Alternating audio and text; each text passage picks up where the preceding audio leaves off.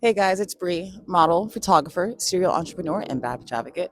I just want to pop on here really quickly because it's been a while, and it's not for lack of trying. It's just mostly because I've been very busy. I'm one person. As you guys know, I am the owner of Bay Yourself Social, a social media platform to help put money back in creators' pockets and help them thrive beyond algorithms. That's what I'm here to talk to you about today, to be honest. In March 2016, Instagram went from a chronological feed, which is by date, to an algorithm based feed, which is by engagement. So if you posted something and it didn't get very much engagement, no likes, no comments, no shares, more than likely it was not deemed worthy enough to be pushed out into the feed. Now, if you did get a ton of engagement, likes, free shares, then that was more likely to be posted as soon as people log into Instagram, they would see it right away. And that's great for people who have that kind of engaging content, or for influencers, or people who are celebrities. But if you're everyday Joe Schmo or a Bree D, it doesn't really go anywhere. And for me, like, I host group shoots, I do content days, I run a social media platform. The amount of people that I am interacting with and I'm talking to and meeting on a day to day, there's no way the numbers reflect that on Instagram. Instagram has just become a place for a lot of people to watch to see what you're doing. There's very little interaction, not as much as there used to be. There's just like a glimmer, if that makes any sense. If they know you, then they can judge you a little bit more. But if they don't know you, then all the judgment is gone. And then, like, I can support you. It's very, very strange. And it's something that I'm still trying to figure out to this day. Being in tech and being a model and a creator and in this social media realm, it's it's weird out here, you guys. It is strange. I love TikTok for the fact that I know I can post something, try it out there, and that's how I know how it will do. Because the biggest supporters you will have will be literally people that you don't know, and that's why TikTok in that algorithm worked, because it was connecting you with people who actually align with your community or your thoughts, or I don't know. I swear to God, TikTok almost vibes on a frequency, if that makes any sense, and I know that it does. I mean, we've known for a long time, or pretended not to know for a long time, that the government runs all media. Government runs it, and there's a point in time where social media was a safe space and where they didn't really have very much control. And I'm pretty sure TikTok is owned by Meta now. Um, that also says a lot too, because they can now run social media instead of it being broadcast media like the news outlets. The news will now be ran on social media, which they are also now controlling.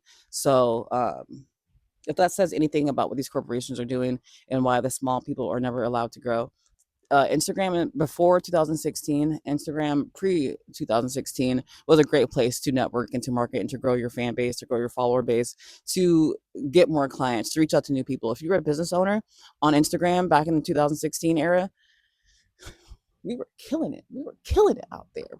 And they had to shut that shit down. Now you have to pay for ads if you want. If you post anything about sale, business, entrepreneur, any of that, they are limiting your shit because they want you to pay for ads. And once you get paid in for ads, you think your reach is gonna go up? No, you gotta keep on paying to play the game. I've been doing this thing in the mornings where I don't look at my phone before 9 a.m. because between the cortisol and just me being a sensitive person in an Aquarius, and someone whose whole life is wrapped up in bayyourself.com, just the socials can just be too fucking much. So I just like to dedicate my early mornings to me and my son, and we just having our own routine. I'll do some yoga or a bar in the morning. I'll do maybe a strength training workout if I just did something heavier the day before, but normally I have tennis in the evening. So I'm just been trying to get myself into this routine for my nervous system, so I can just be the best possible version of myself, for me, for my son, for all the creators on bayyourself.com. And I know I complain a lot about the journey of bays, and it's mostly just because I don't think that most people are supposed to take on this much rejection, if that makes any sense, in a lifetime. And every single day, I'm putting myself out there just to see if there are people who would want to hear about yourself. Where people are just so comfortable in these places and spaces. And to me, as someone who is such an outside of the box thinker, or someone who is just always trying to figure out ways to make things more efficient, to make things better, to make other people feel good and do good, I know there's more. I know there's more, and that's the reason why I keep and on that's the pushing whole this point thing of Bays. Like, I'm one of those people. I'm an artist. I'm a creative. I take my time and I produce things, and then I put them on these platforms, and it just goes nowhere, nowhere. Like 2 nights ago, it was a Met Gala, and I really wanted to do a Met Gala review. I always do that when it comes to these award shows. Fast fashion is my fucking thing. No, I really wanted to do something, and I kid you not, like, the Met Gala just ended, and I'm seeing review after review after review after review. I'm just like, there is a high rate of content going out. It's crazy. But I knew this. There was a reason why I created BayYourself.com. It's like, damn, dudes, data is dollars. Our output when it comes to content is what is making entertainment right now. I guess for me, I'm just tired of having to like wave this white flag of being like, "Hey guys, there's money over here. You can make it on Base. There's money over here. Promise. Hey, just have you checked out Base? Have you checked out Base yet? Have you checked out Base? Have you been looking at BayYourself.com yet? Have you checked out Base? Have you checked out Base yet? Base checked out Base. Have you been like, and it's like the same people who refuse to check out Base are the ones who are on Instagram posting things. Where I'm just like, you can make so much money from that. Why? Why are you giving your shit to a platform that doesn't care about you? That sees you as a number. That people who own this platform are billionaires. They don't care. We have the ability to change it, but we're not doing it. And it's so sad because that's literally the same thing happening in our current political climate. So many people want to bitch.